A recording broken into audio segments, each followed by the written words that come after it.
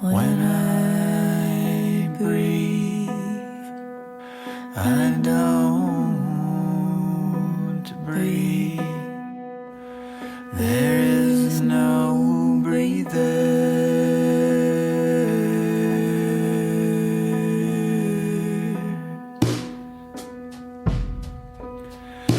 When I walk.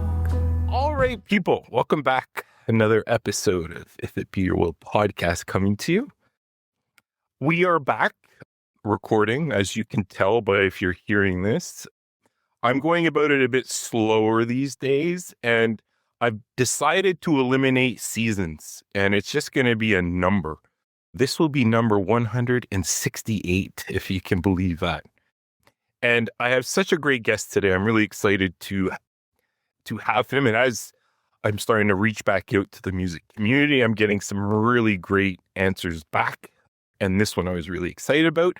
Trippers and Askers. I have Jay Hammond here from North Carolina, Durham, North Carolina, who creates really quite awesome stuff that I've just kind of ran into. I got sent one of the singles off his record coming out, Tried to Do's, which is coming out in May. And he is here to talk to us all about Trippers and Askers. And again, this is like experimentally, but also has a definite folk jazzy sense. I mean, it's definitely indie too.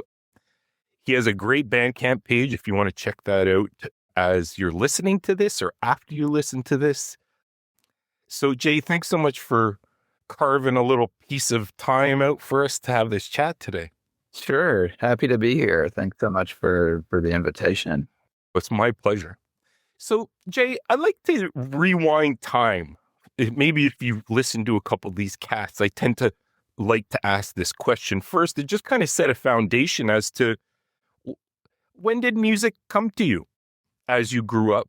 And like, could you give us a couple of those moments where it feels like yesterday, where music shifted in your life to becoming important and that it would always be a part of what you did and who you were? Sure. Yeah. Thank you. I love that. It's just a small question. Yeah. Yeah. Just a small. Yeah. Right.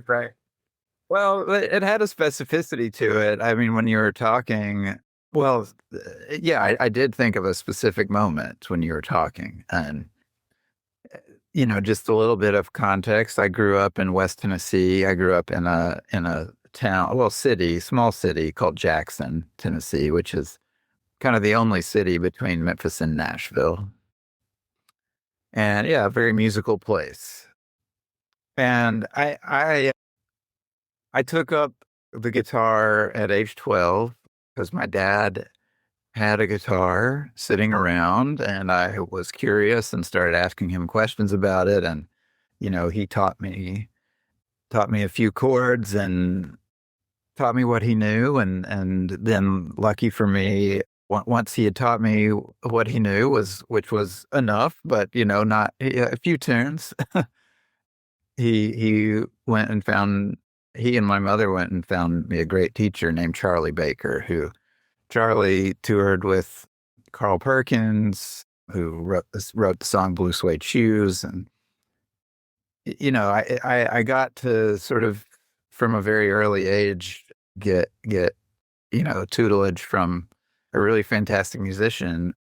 I guess the thing I was thinking of in terms of the second part of your question was, yeah, when did I kind of know that I was really obsessed with music and that it would be a part of my life? I remember just practicing guitar in our house, and just, I remember the first time I had that feeling of learning something new on the instrument and just kind of being obsessed with, it's like, I'm not going to move from this position until I get this right. So yeah, I don't know, that feeling is, yeah. It's great when those memories still maintain, like the purpose of all this, because the struggle is going to be there, right? Like, and I'm sure you've experienced struggle with music. It's not an easy business, but the reward from it is just, it's so priceless. It's like like, of course I'm going to do this, you know? And I'm just curious about your dad and him playing, like, what would he play like on his guitar that like what were the songs that you remember him playing that were like, "Man, my dad's kicking ass here and I want to do that." Like, were there any of those moments that you remember, Jay? Oh, definitely. Yeah. I mean, he was a classic rock, guy. I mean, he loved Neil Young. He played the Needle and the Damage Done was the one that he kind of always went back to. Yeah, I mean, yeah, Don't Think Twice, he liked Bob Dylan and House of the Rising Sun, Dueling Banjos, I don't know. He taught me, yeah, just kind of classics like that. But I mean, to be honest, I think we have two or three more on the list, and then once we finish that's when he got me a lesson. Right. And Jay, do you remember your first songs? Like, do you remember your first attempts at writing a whole song, like from start to finish, the chords, the lyrics? Like, do you remember that experience in your life? Yeah, I do. Yeah, I mean, I remember sitting in my bedroom and kind of, yeah, just jotting down lyrics and having chords, and I had a really bad high school band that we were mostly a cover band, but I had a few original songs that we played, and so yeah, I mean, those were the early days. I would say that I went in and out of being really interested in songwriting before I really settled on it as something that was pretty central, because I was just really obsessed with the guitar. I was really into jazz and wanted to be a shredder. But yeah, it was kind of in my early 20s that I started to get more serious about writing songs. Right. Right. And did you find when you were like, what was your process of finding your voice or your style or your genre that you wanted to maybe start exploring further? Like, were there moments where you started to come into a sound that you were right comfortable with, that it was like, Yeah. what was your process of actually flushing out what is Jay Hammond going to, what's my style? What am I going to be like? Because I asked you that because your style is so very distinct in a way that I have a hard time like saying it's this or that or this or that, right? Like it's quite expansive in style and stuff. So I'm just wondering if you had an idea when you started of what it was. Like what did you want? What kind of sound did you want after you got past the thrasher phase? Yeah. Yeah. Yeah. I mean, yeah, it was. I mean, it was and still is in many ways, I think, a sort of constant, almost, I mean, literally existential question. It's like, who am I? And I think, yeah, I was heavy into the contemporary jazz world. I went to school for that, but then I got more into writing songs, and my brother is also a musician, and we started playing music together, and kind of through him I started getting more in the kind of aughts, like indie rock world. And he was in a college that just had a lot of great i- indie rock coming through. So I got to see, I mean, like, I got to see Thurston Moore and that band Phosphorescent. And I don't know, there were just a lot of dirty projectors, the kind of aughts of kind of Brooklyn indie rock was really influential at that time. And I was seeing people who were extremely, impressive on their instruments, but doing things like I had never, it was just very different from the jazz world I'd been kind of immersed in for so long. But I think, and I had a band with my brother, we played together a lot. And, I think when Trippers and Askers started taking shape was kind of 2008, 2009. I was just doing a lot of home recording, and there's a song actually on Bandcamp called Anna that's it's like the really the first recording that I would call a Trippers and Askers recording. And I mean, I made it on a MacBook in 2008 on GarageBand, you know, but the kind of like the odd meter fingerstyle thing and layering like bluegrass, like mandolin and kind of like traditional instruments, that sort of to me became like, oh, this is what I want my sound to be. Right. Right. Kind of like building it as you're thinking of it.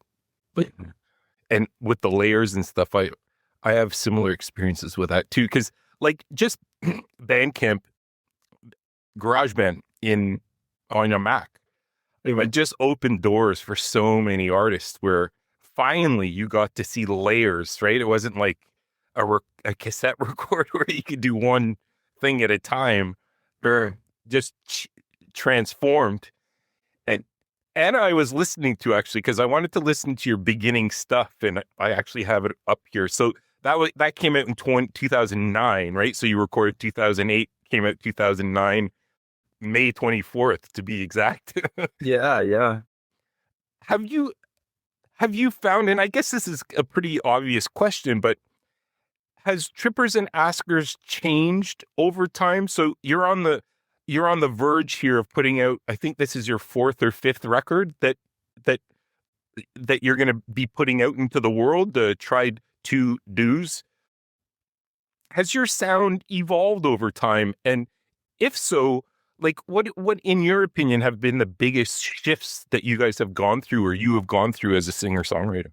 Yeah.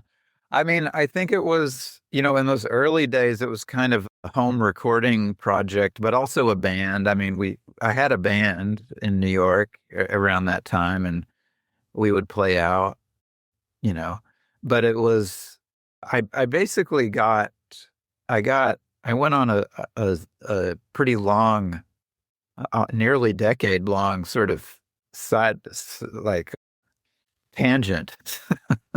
I wouldn't call it a tangent, but in a way it was. I mean, I went to grad school and I got really into academia and ended up moving down to Durham at that time and had my head in books for a really long time.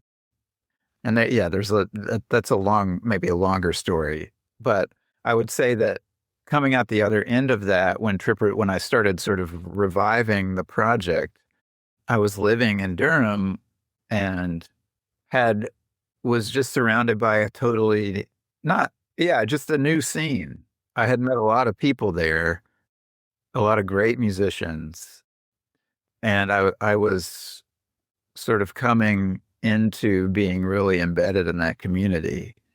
So yeah, and all the records I've made since then have been really, they've been centered around that community in a way. Although this last one, I'm kind of spending more and more time in New York, and actually Greg Chudzik, who played bass on the very first Trippers and Askers shows in 2009 in Brooklyn, he's on this record.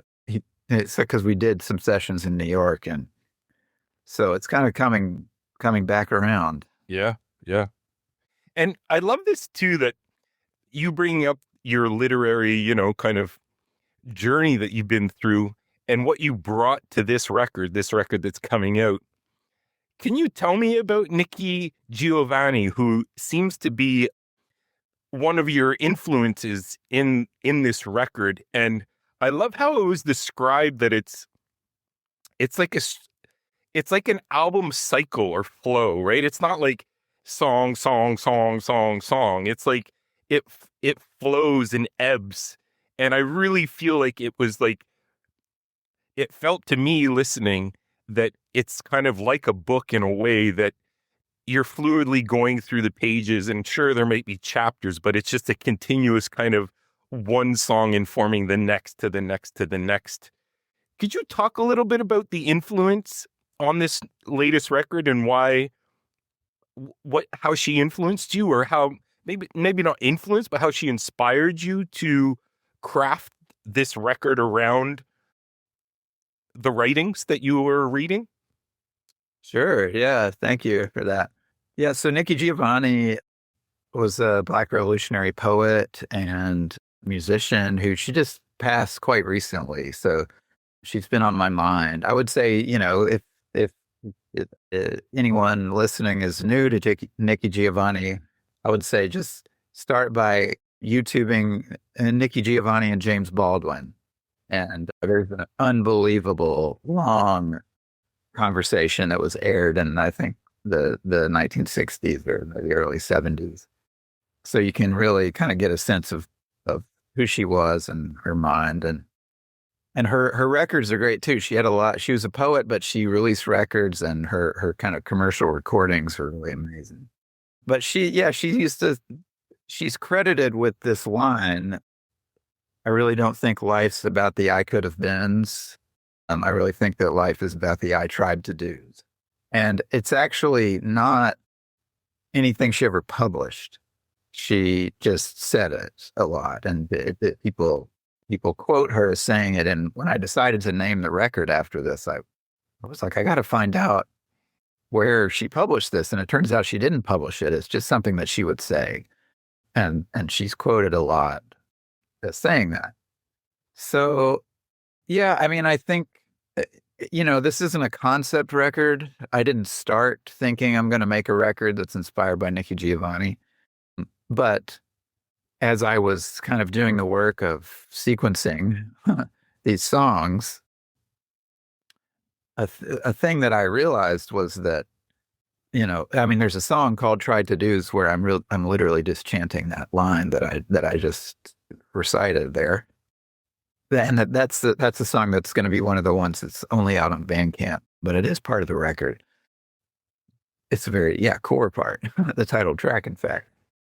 But I don't know. I think a thing that I realized was that the record is about grief and mourning and ways of grieving and ways of healing. And a thing that I noticed was like, just about all of these songs are things I've tried to do.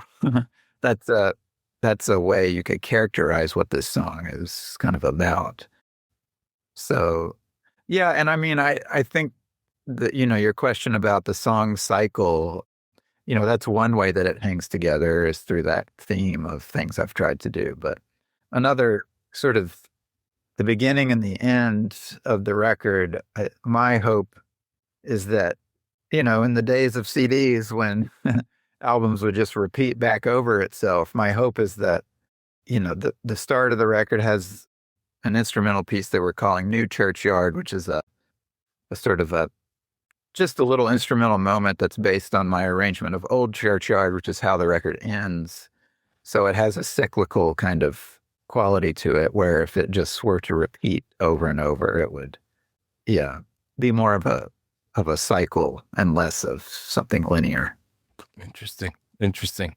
There is something too that I read about remembering. Now, membering, of putting things that were broken back together. Where does this theme connect to you? I love this idea of remembering, like I just, remembering things to putting things back together.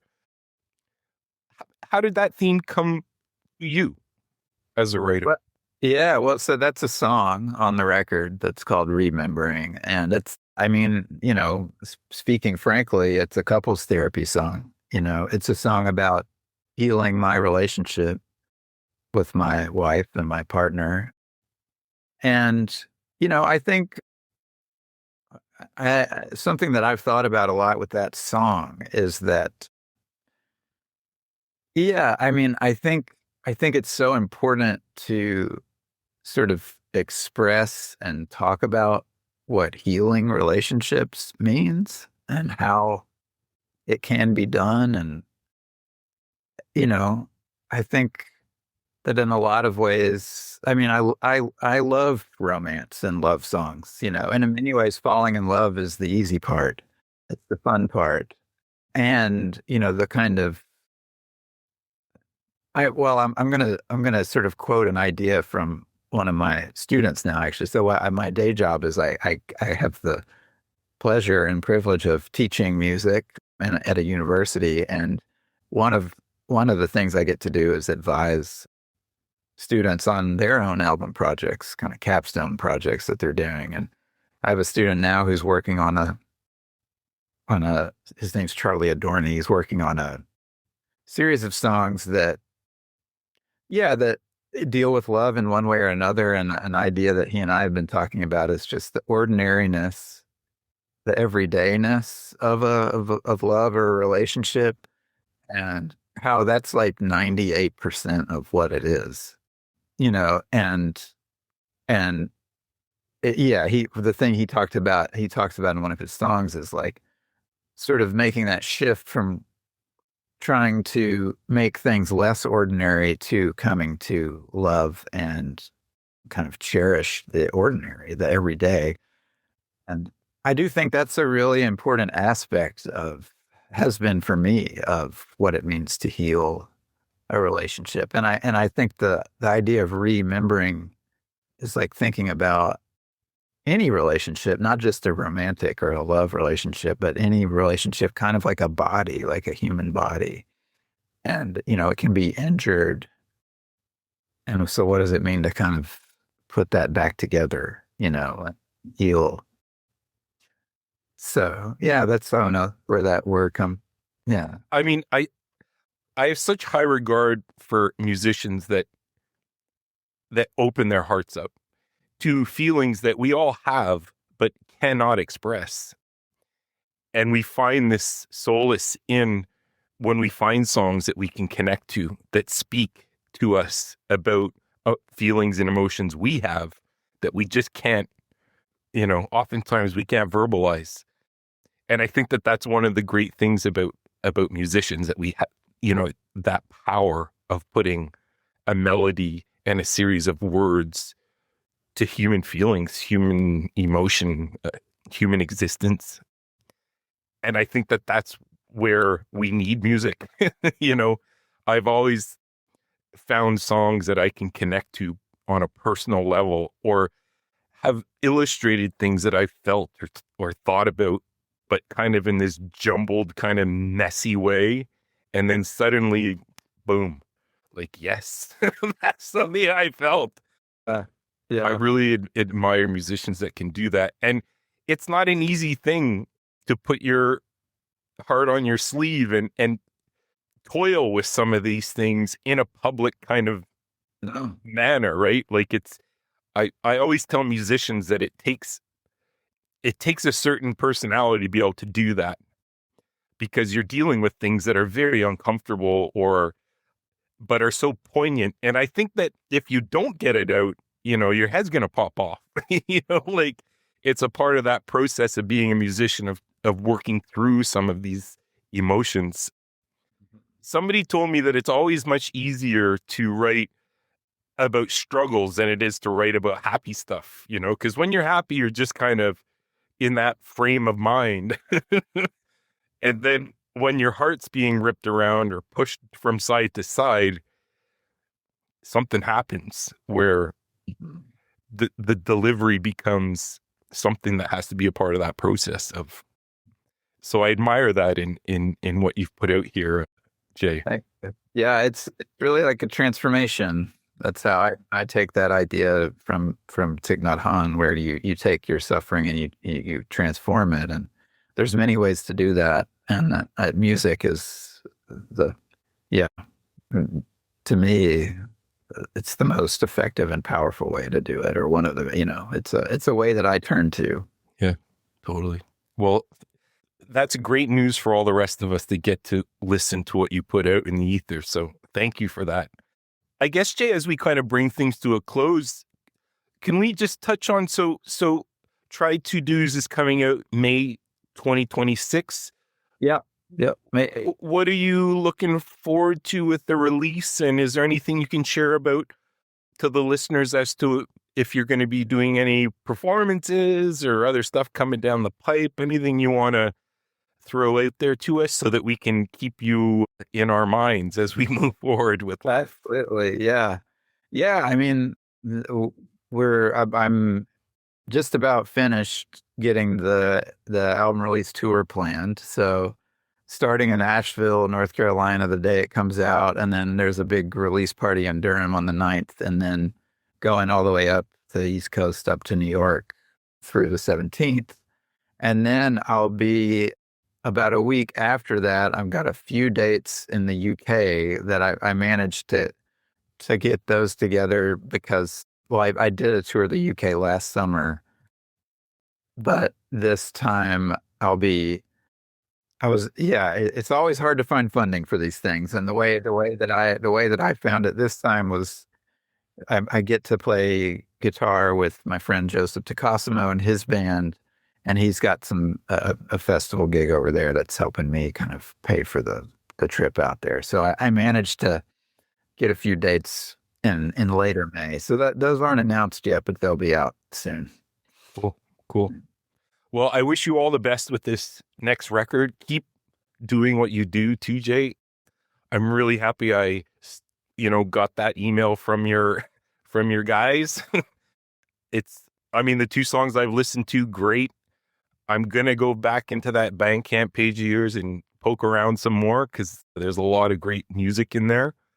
And all the best with the new release and the tour. And I'd love to have you back on anytime you want to come and continue this conversation. Great. Thank you so much, Chris. Awesome. Thanks, Jay. When I breathe, I don't breathe. There is no breather.